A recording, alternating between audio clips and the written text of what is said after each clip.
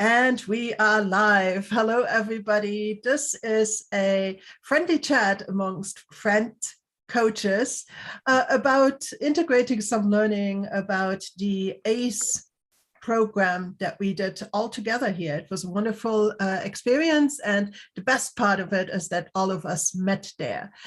Before we jump in, I want to take just 1 second to talk about the copyright on this. Do you see the copyright page on screen? Thank you. Yes. So yes. This material that we're discussing relates to the ACE program, ACE, which stands for Accelerating Coaching Excellence. We all took this course in 2022 and all graduated with the Enhanced Practitioner denomination. The original course material is by David B. Peterson and 7 Paths Forward. So the teachers here were David B. Peterson and David Goldsmith.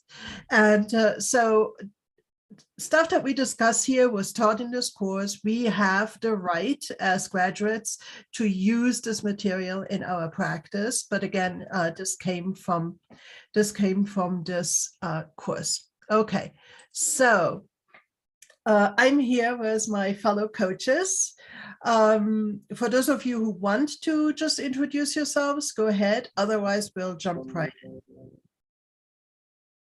We're good? Okay, let's jump right in. What was this module about? Who wants to take it away for us? I think the module, first and foremost, it's really about the underlying interest from the development pipeline, right? Asks us to explore more about insights and motivation.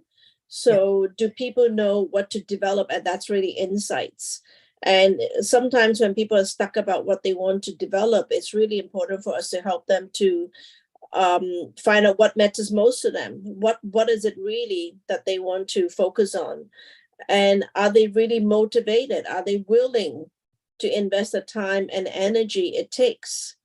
Because that's really important too, right? Because if someone is passionate about something, but they don't really have the resources and they don't have the time and energy to actually focus on it, it actually doesn't help them in reaching their goal. So this is kind of the initial stage of the development pipeline.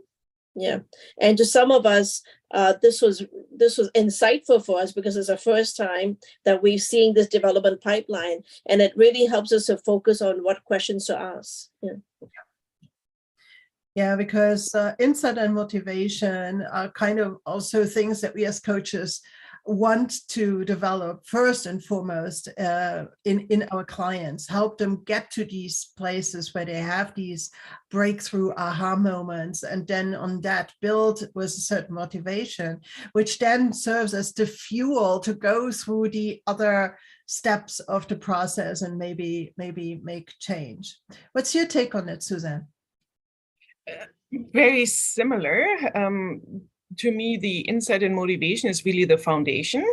And at times, searching for goals or topic in a coaching conversation, it might be that there is a want, and then the insight and motivation would be going underneath the water. What is fueling it? Where is this coming from? And really looking at patterns or structures that are driving the wants or needs, and then the behaviors. And I think that's beautifully demonstrated as well in the gaps grid, where there's a distinction. How do we see ourselves?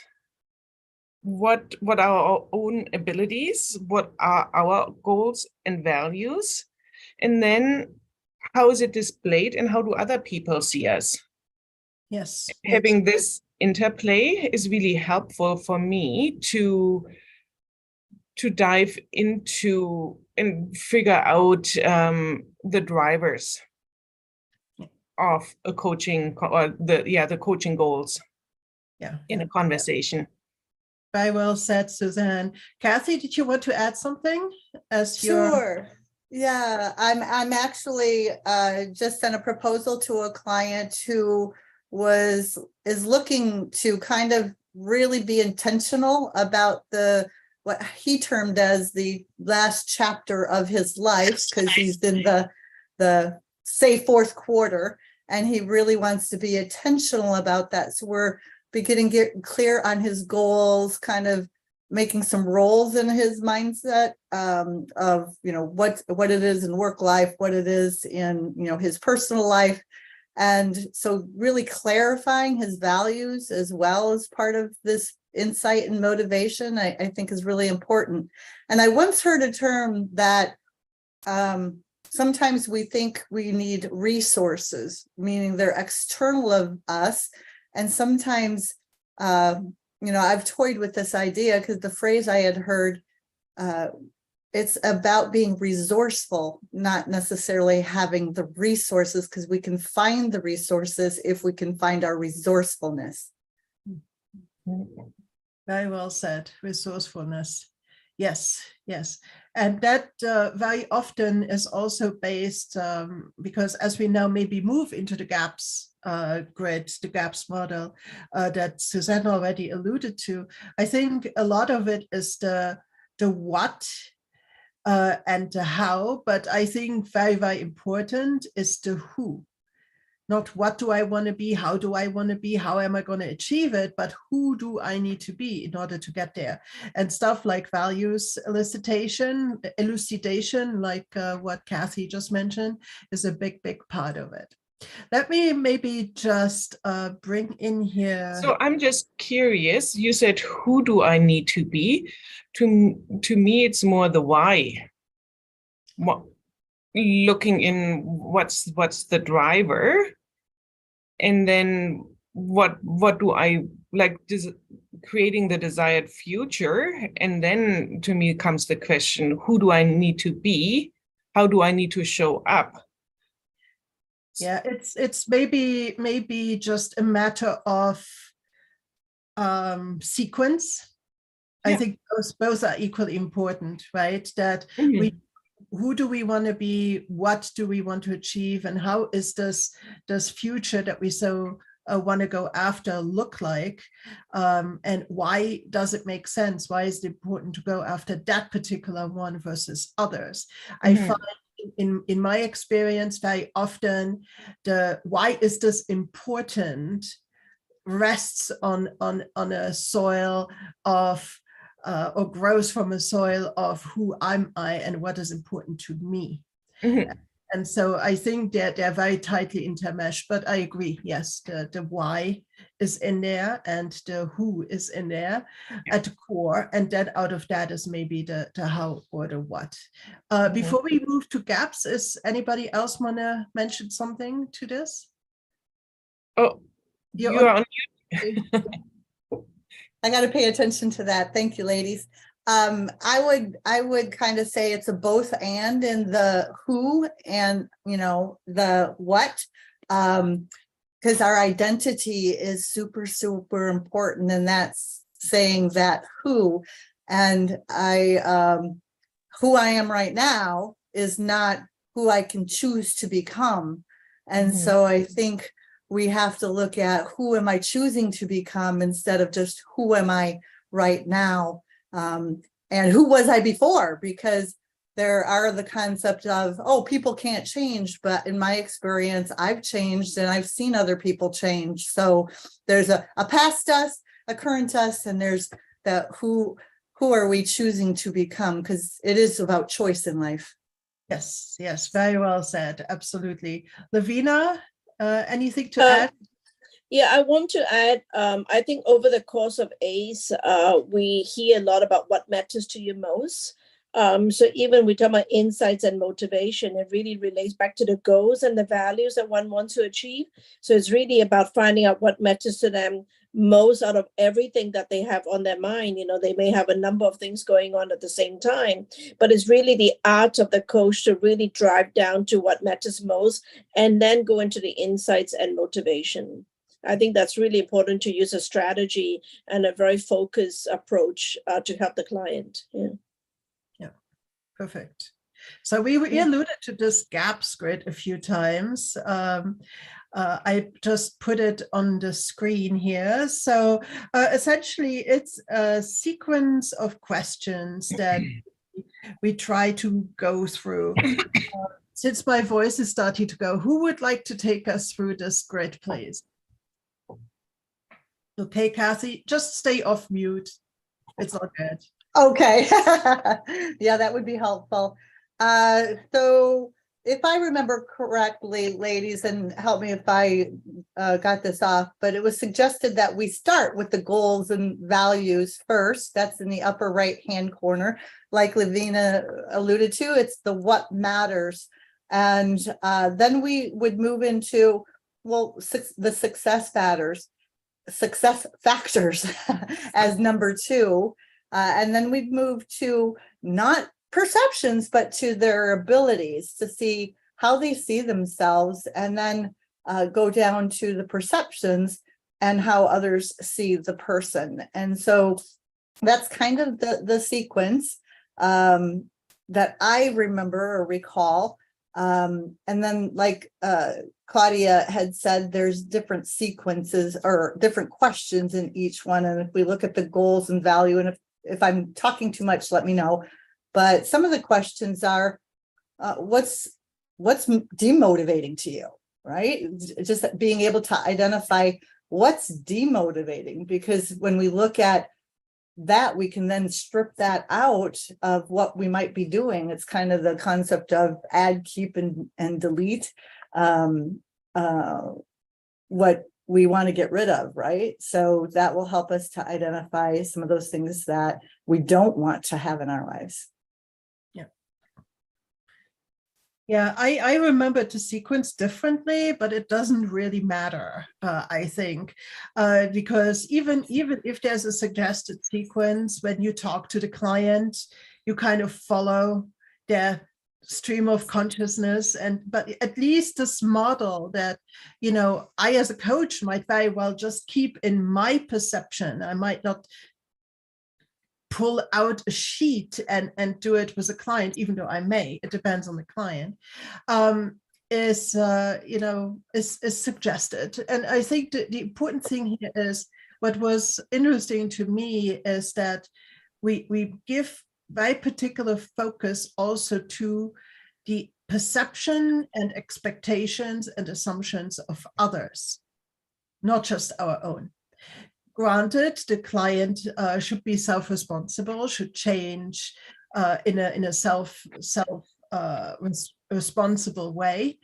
But on the other hand, this outside look is really interesting. And also, it correlates so beautifully with what in business they often do with the 360 and things like that, bringing other people's feedback into this, other people's expectations into this. But very often in coaching, it's just like, okay, this is what you want to do, and doesn't it harm others?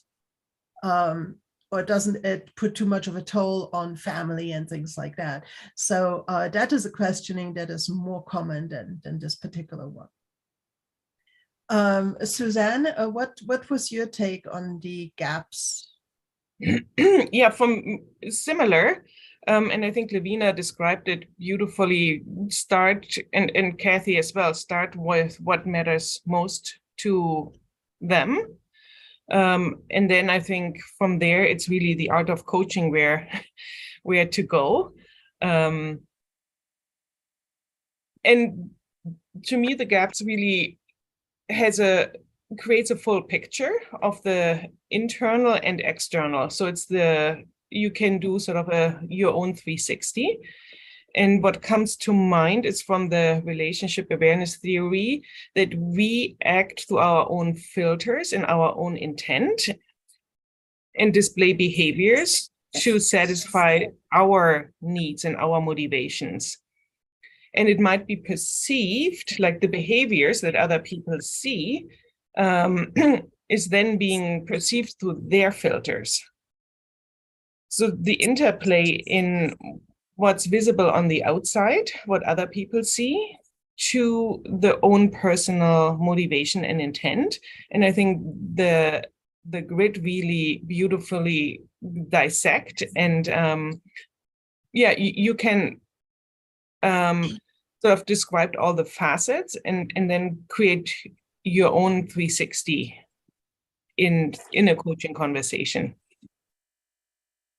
Yeah, because a lot of issues or miscommunications or misunderstandings arise when what we try to express, what we try to create, or the intent we want to show through our behavior is misunderstood. It does not get understood in that way by the people or the surroundings receiving it. And I think already in the beginning, giving thought to the external part of you, the external parts of you as a system are very important, and it will be able to make it more successful in the end, because we do not live in a vacuum. The fewest of us are on an ivory tower somewhere or out in the woods by ourselves and completely off the grid.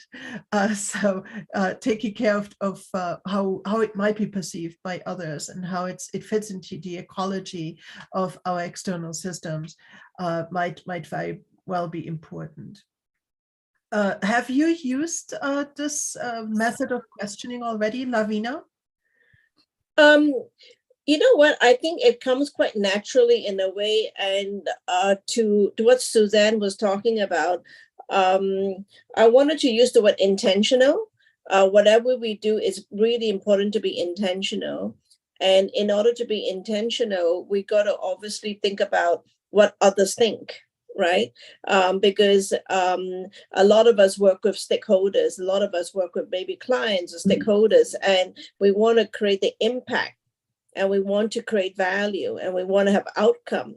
So I think by considering what others think about our capabilities and about what matters to us most and how we can achieve it, being intentional in including what we think the perception is, it's actually going to help us to create higher value in our process of creating that outcome and that impact.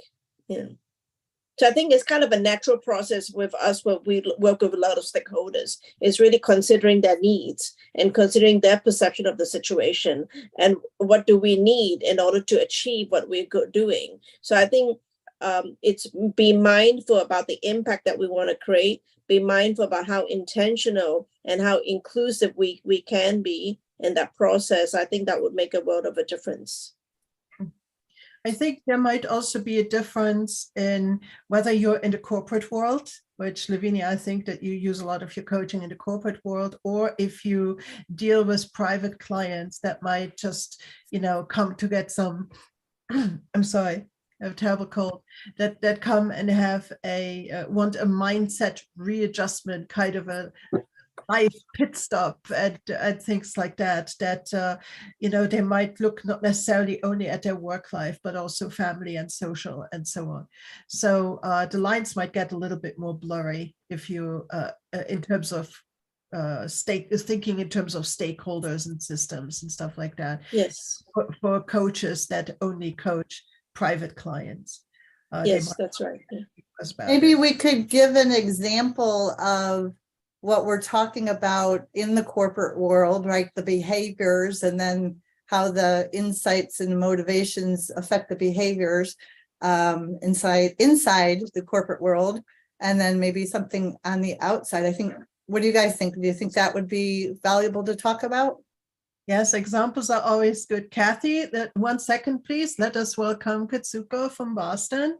Katsuko, thank you for joining. We were talking about the GAPS model at present in module of ACE. Thank you for joining us. Thank you, and sorry for being the interruption and being late. That's okay. That's okay. We're happy to have you. So would somebody have an example of how they might have applied this GAPS model, let's say in a corporate setting? Or do you have one in a more private setting? Kathy, you suggested, do you have one to share? Well, I could go either way because I've done both. And so I guess the thought that I will come up with is, what is, if somebody is in the corporate world and they're considering their own career path within, their company, what takes precedence is it the company's objectives and purpose, or is it the individual's purpose and objectives, and is there a collision that they're not aligned and things like that? So that could be an example of really diving deep into what's the insights and motivation. And sometimes we think we are married to the corporation that we are, but are already in, and then sometimes we don't have to be. So it's kind of getting clear on that, and it depends upon who the sponsor is and things like that, where we want to work with. So it's not, if somebody's sponsoring the coaching, then we've got to take that into consideration too, and find out what the goals and the objectives are. So yeah, and I like to add from a career perspective, a lot of times when you see in a corporation, when someone is transitioning into a higher role, maybe they're being promoted to another role, I think that goals and values, really about what goal they want to achieve. And the success factors perception and abilities model really applies, because perception plays a big word in terms of someone being promoted to a new role. How do they want others to perceive them? They may have been very successful in their previous role, and then they now need additional skill sets in order to deliver on the promoted role, right? So, and what is the perception at play? What is expected of them? And I think, to the extent that Kathy, you mentioned about the organizational value and their own value, or the goals, that really comes in very clearly at that point in time, because they have a personal goal and value to be, while they're promoted to that role, they want to do really well, but there may be high expectation of them. So that perception have to be very clear in order for them to really achieve that goals and values. Yeah. Very insightful. Thank you, Lavina. On a personal level, I think that can also be a very big disconnect between your internal desires and your internal motivation and what can be expected from you through outside requirements. And that can be quite difficult to figure out where the golden path is to follow. You might be somebody who is very, sees their role as like a gentleman who sees their role as the breadwinner for the family, and that is all well and good. So he goes out and he focuses on his career, and yet the very family that he wants to support now has its expectations not being met because he's away from home a lot, right? So there's ways that you have to figure out, because if the insight is not there, meaning what is this golden path that I'm going to travel, and the motivation is not there because it either diminishes your own desires or puts too much pressure from the outside, things are going to go out of whack.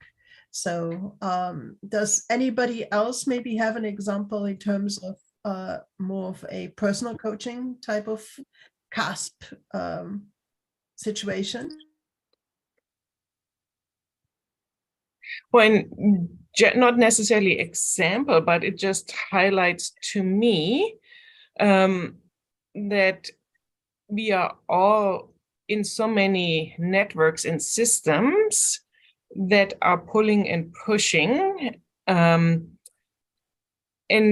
the GASP model is really one way to highlight where are the pulls from within, what are the pulls from and pushes from outside.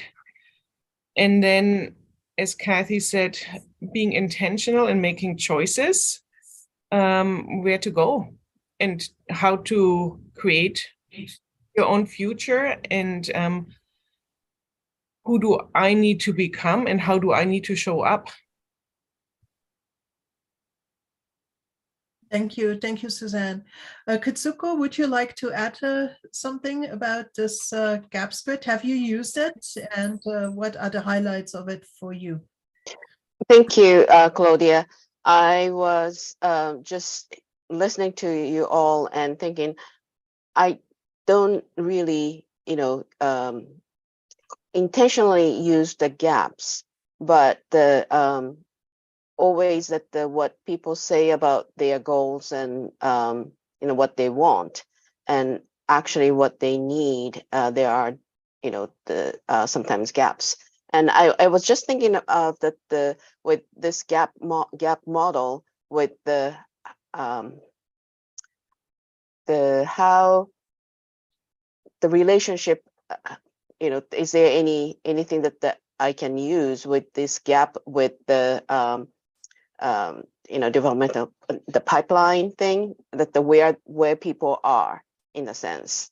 So this is more of the person's view, and then and the figuring out their goals and values from internal and external. You can explore, and how much insights, how much where the motivations are that we can kind of explore. And with the what's the word, I forgot what the where people's are in either insight, motivation, or capability and stuff. That would be a kind of just dawned on me that the two use tandemly to see where people's are. That's it just came to me. That's all I can say. I don't have any good example to share. Sorry. That's okay. Thank you.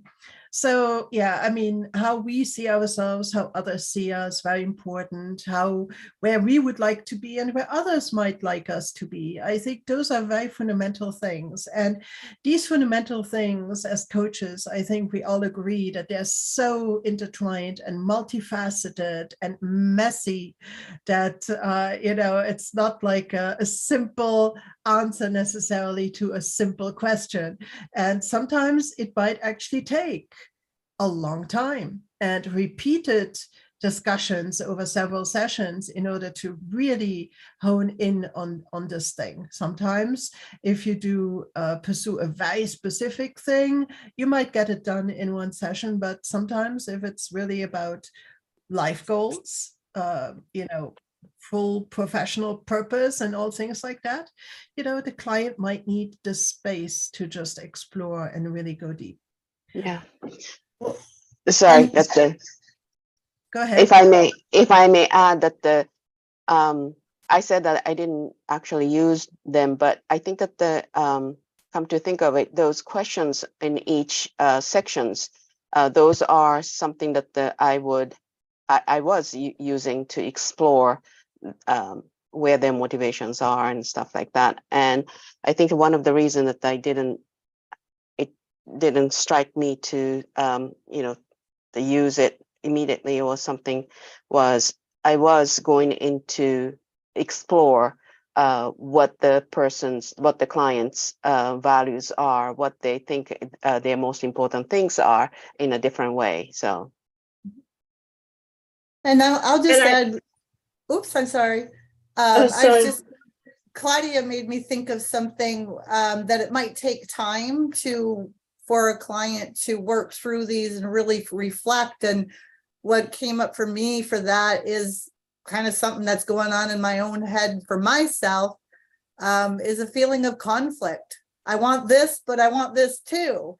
And so how do I get that, conflict resolved? And so that really takes really diving deep and figuring out, does one of them have a little bit more higher priority than the other, or is there a way to achieve the both, right, if they are in immediate conflict and things like that? So that's what came to mind when I heard the reflection piece from Claudia is, gosh, sometimes it's not easy. Yeah, it's messy. Sometimes it's the the best of two great options, and sometimes it's the least of two evils, but there are prioritizations going on. It's major decision making, and that requires thought and peace as well.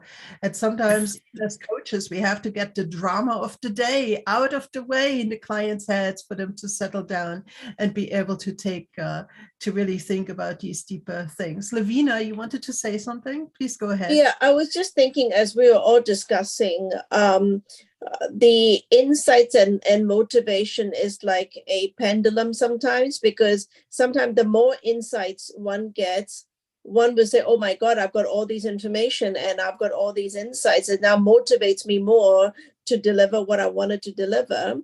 Or sometimes the insights that they get make them go backward a little bit, because they said, now I need to sit down and think, and really, like to dig deeper and really rethink my strategy and my approach. So I think, we have to make sure that we manage them appropriately, like to what type of insights does one want, and how deep do we want the insight to be, in order to move along that journey in achieving what we want to achieve. Yeah. And be motivated along the way. Yeah. Because even if we look here at the development pipeline, I mean, we talked about that what we discussed today is mostly about these two first steps, which are insight and motivation.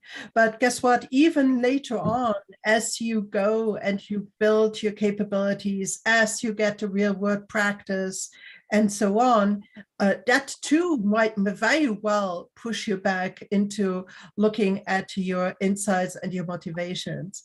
I don't think this is a linear model at all. And, we might need to revisit certain things as we move through this. Well, and interesting, as you just put the pipeline back up, what came to my mind is the action reflections cycle. So even when you are in accountability, I think it's really important to go back to the insight and motivation and see, am I still in alignment? Yeah.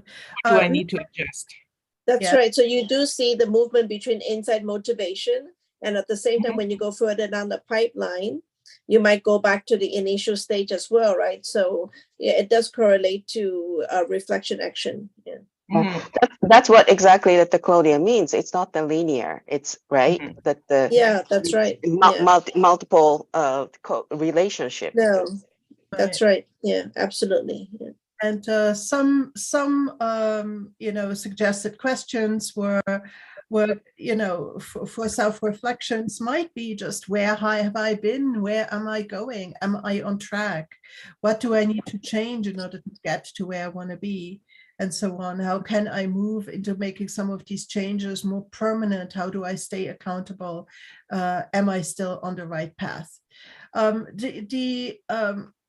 think that a lot of these things require reflection of the client during the coaching session. Of course, the coach creates this space and holds the space that is dedicated to this self-reflection and to this thinking and decision making, but so much of this goes on in between the sessions as knowledge gets integrated into the everyday, as strategies get tested, as more of the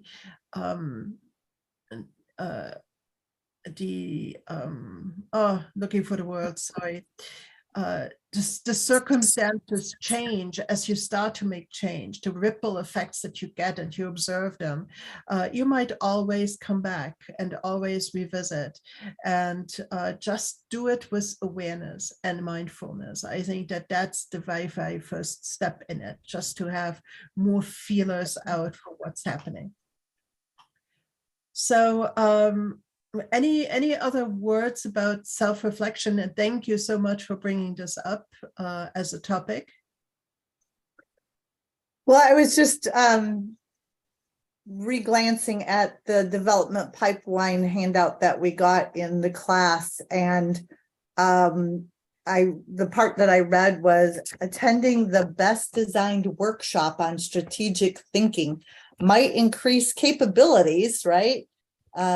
but still not produce meaningful behavior change. And that's why the other pieces of the pipeline are also important, because in order to really get that, we might need to get into their motivations of why they want this and all of that. So it's definitely not a one size fits all or one piece fits all. It's looking at all of the pieces together to kind of see how are we developing as we want to develop.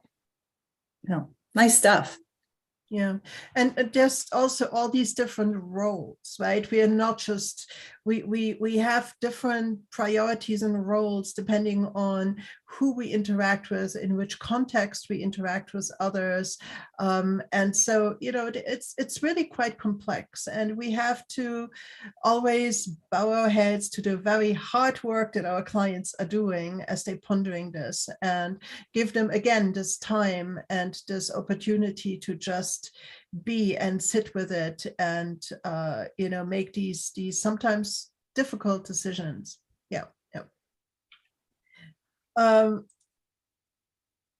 Anything else to say about self-reflection in this case?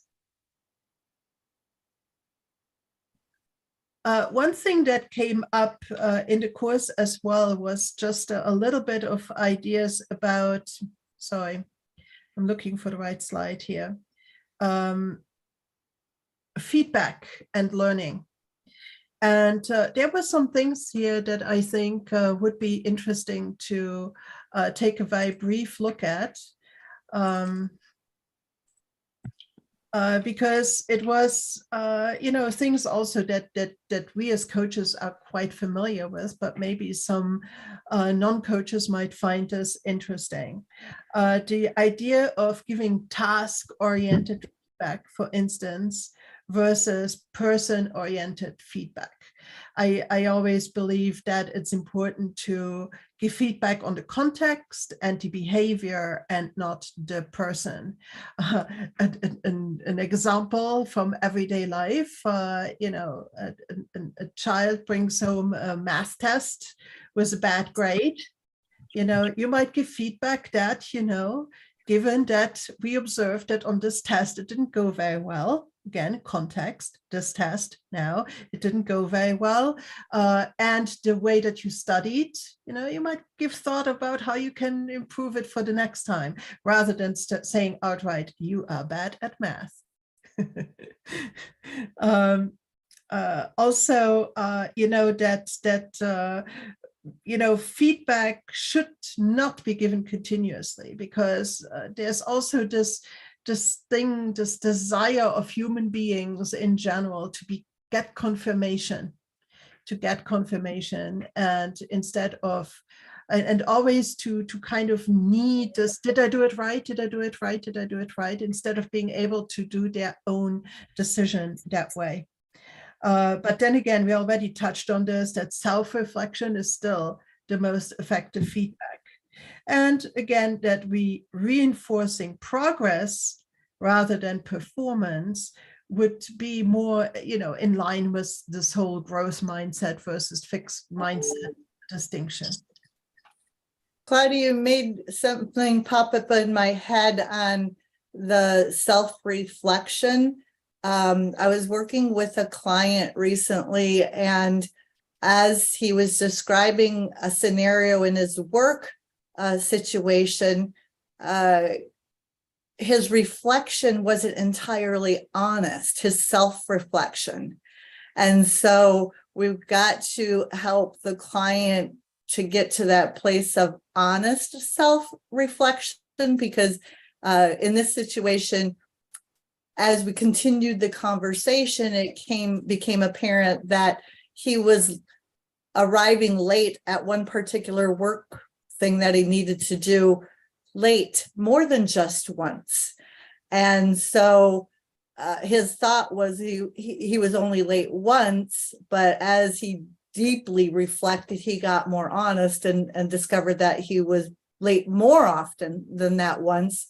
And then also giving the good feedback and, you know, where there are opportunities for improvement is important, I think, especially when it's coming from someone else, you know, to one of us or, you know, anyone. We want to see what did we do well and what could we improve upon, not just you didn't do this well kind of thing. So those were two things that popped in my head as you shared that screen and talked about it. Anybody else?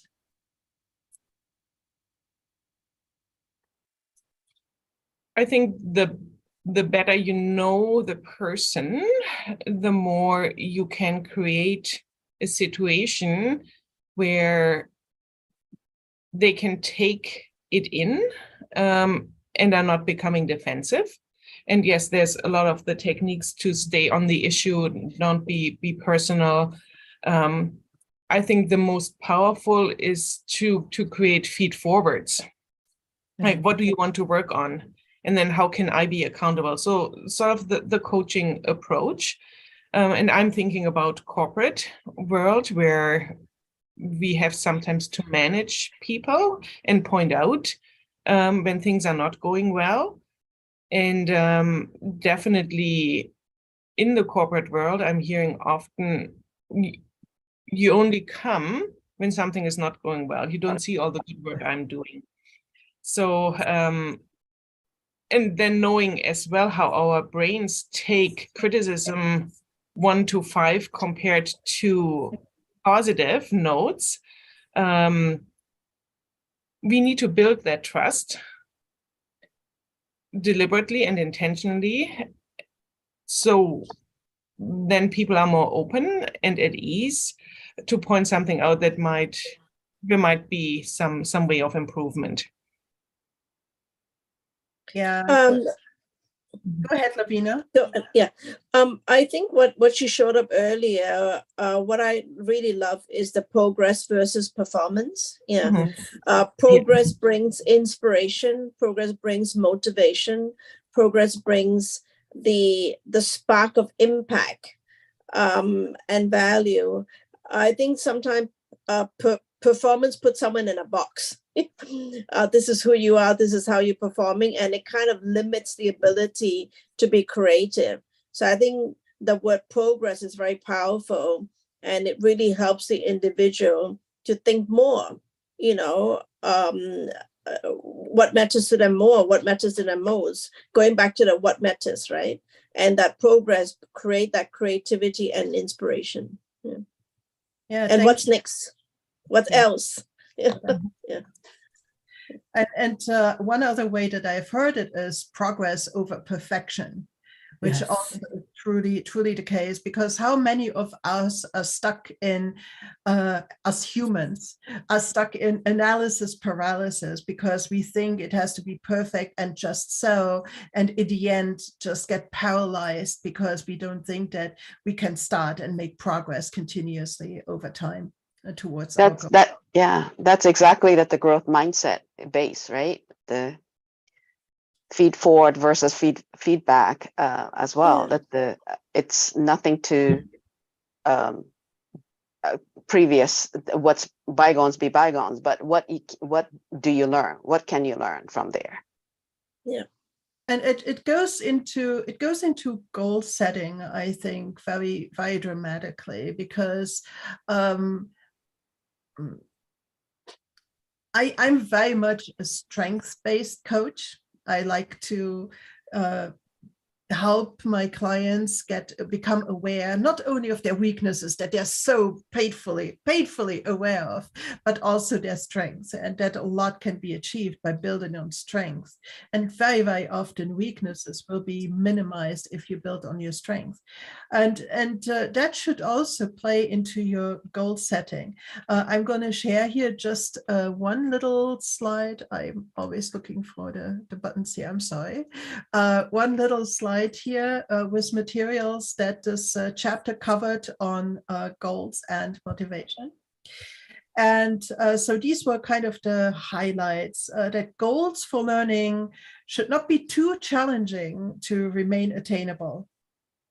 Like, we want to avoid our brain saying, I'll never be able to do that, because the goal that we set is just not believable by the brain, right? It should still be like, yes, even though I might need to stretch myself and it's going to be hard, and it's going to be a lot of effort, it's going to take time, I can do that. We want to keep the goals hopefully in that realm. And motivation can also be, and we touched on that earlier, the potential losses of not learning. What would be the most demotivating, I think, was the question that we asked about. What do we absolutely not want to happen? Again, for learning, setting goals in isolation, and a word I often use, that's why I put it in my slides, sorry, was to hyper contextualize, like to really make the context of the learning clear, and not to get thrown into this morass and muddy waters of everything that needs to still be decided. Try to isolate a little bit. And then the course suggested that goals that receive more frequent and specific feedback, and there again comes the self-reflection bit in, are perceived to be more urgent and important. So we all kind of heard this thing that wherever focus goes, emotion goes, and motion happens. So focus is important. And I'm going to close the slides and hand it over to you guys to maybe comment a little bit on this. Katsuko, would you go first maybe this time? Thank you. It's a good reminder, and thank you very much for put together the slide and showing to us. I say yes to all. So Perfect. I think it shows the arc as well in terms of accountability and motivation from the development pipeline. That is, a constant revisiting and a reminder as well, nothing is static. Once you achieved a goal, you are still developing, and there's still room for growth. So looking at what drives you, and where do you want to go, and how can we as coaches help our clients during this process. Yeah, actually, one of the things that I sometimes differentiate is the vision and the goals. The vision being this larger, maybe a little bit more far off, grand finale that we want to get to, and goals are much more specific. Maybe you can assess better what you need to get there, the action plan to get there, and so on. They might be more measurable, more timed, and so on. So the milestones might be much clearer in terms of goals. And all the goals are these stepping stones towards your vision. And your vision might be rather less specific in some cases. I'm a big fan of what I call concretizing the vision. You should be able to associate with this future state, absolutely, for your bodies, for your feelings, for your thoughts, for your speech, for how you feel in that moment. And then it should be clear enough, but maybe sometimes in terms of quantitative values, it might not be that clear. Katsuko? Yeah, thank you. So I use vision in a sense more of the being, and the goal is more of the doing. Yeah. So how you like to be, what's your best and highest and best? That's the values is intact in the vision, and then application, or how then what your goal is doing. That's how I differentiate the two when I speak to the vision and the goals, because that the words, as you said, the people has a different definitions. So clarifying those at the beginning when you talk it's very important. Thank you. And I have to pop off just in a minute or two, so I just thought I'd do one more comment. When you were speaking about strengths-based, I like that concept, but then I think in the terms of self-employed business owners, right? They typically might be great at marketing, but horrible at the details, right? That's not their strength, is the details. Or they're really good at the details, like an engineer, they get all the analytical piece, but they're not good at marketing. So when you're starting a business, you've got to do it all. So you can't ignore your weaknesses in lieu of just your strengths until you're got the revenue and the things to hire people where you can get somebody else to fill what isn't your strength spot and things like that. So that was the only thing that I thought about in what we just talked about. And it was great to be here with you ladies. I will see you hopefully again next month or whenever we're meeting. Thank you. Bye-bye. Bye-bye. Bye.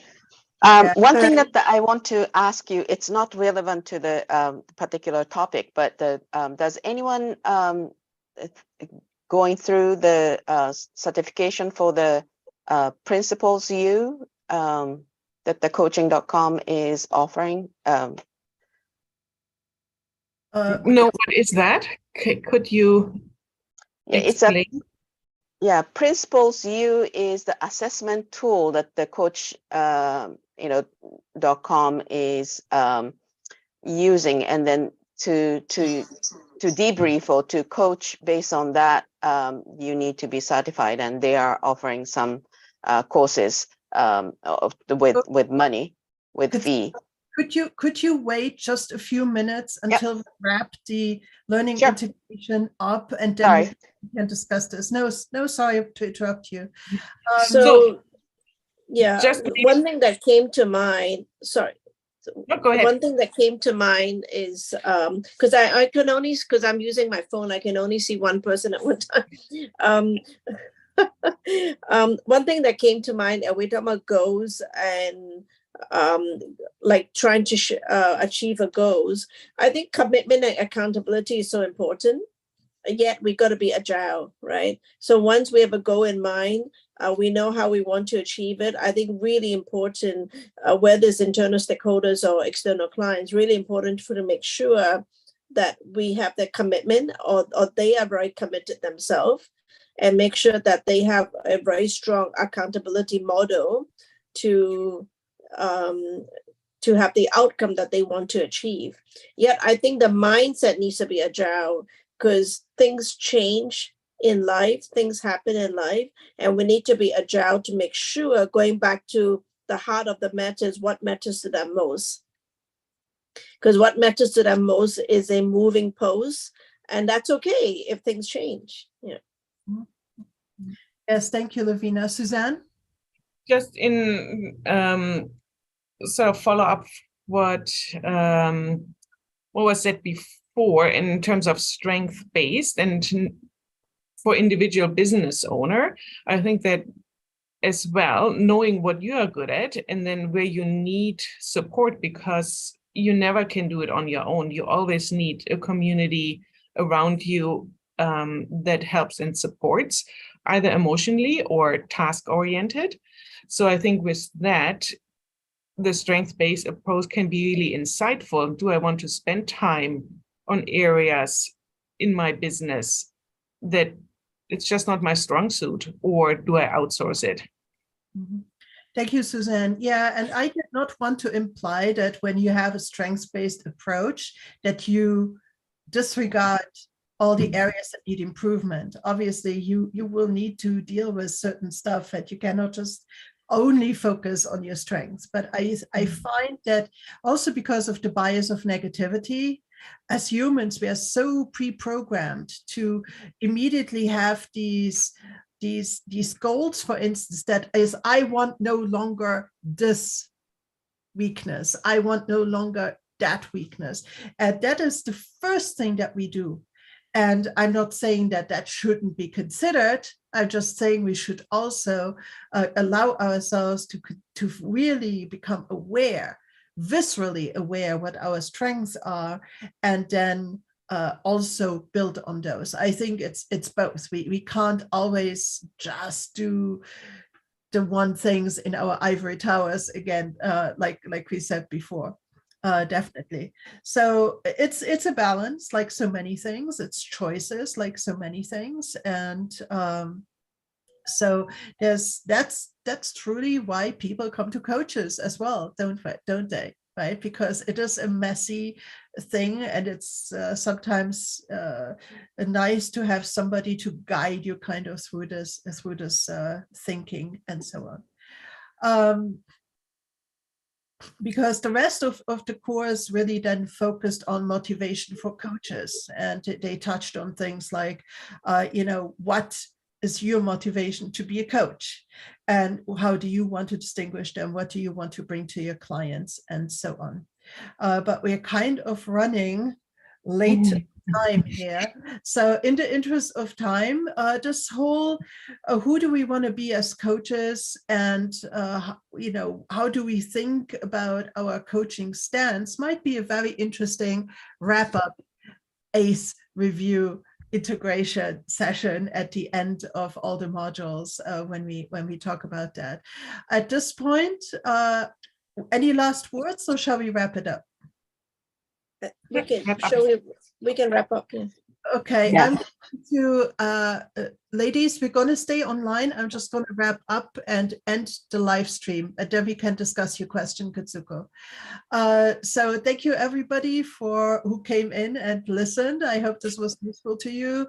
If you saw value in this, drop us a line or a like on this video and subscribe to the channel. That would be awesome. Thank you so much. There will be more of these sessions coming for subsequent modules, and we hope to see you there. Bye-bye. Bye-bye. So I am going to end the stream. Bye-bye. Okay, I have ended the stream. Very well done, ladies. Thank you. Thank you.